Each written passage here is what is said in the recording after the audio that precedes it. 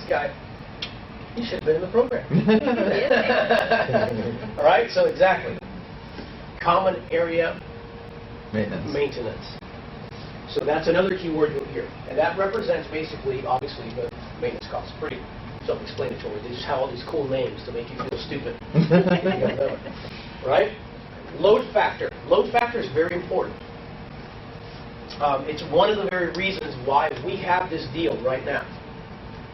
If I can give you a very simple explanation of what the load factor means. First, before I do, anybody have any idea what that means? How much you can really It's called RU ratio, Rick, because you left it here without the clicker. Actually, the load factor, just so you'll understand what the load factor is. You take a building like this. You have a certain amount of actual usable space. This would be usable space, right? Mm-hmm. And then you have rooms that are going to be within the building that you don't necessarily use, like the electrical room, right? You don't use the electrical room. Or the system for the AC. But for buildings that produce or offer all of the amenities that it has, including AC and all these things, you have to pay, if you're the tenant, a percentage of that income that you have what we call common areas, where everybody else shares. So what the load factor does, it gives you a percentage, so per dollar, if you will, of how much they can charge. So in this marketplace, we have a load factor of 1.15.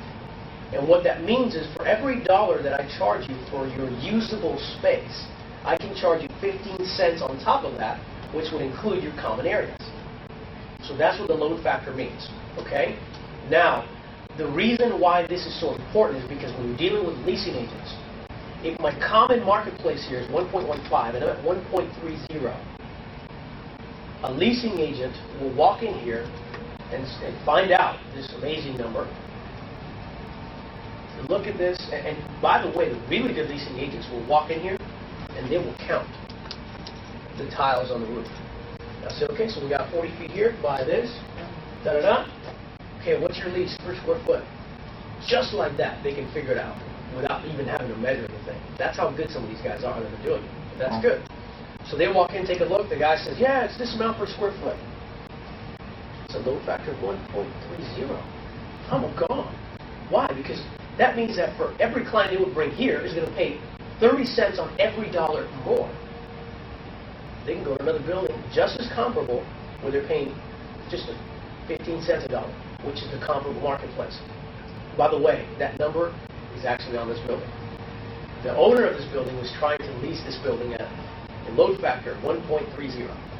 It does not make sense.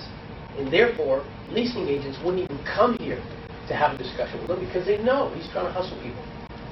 And it's a hard sell for somebody to come in here and pitch this when they can offer that big copper whopper, which is what we call the Regions building, for a load factor of 1.15. Does it make sense?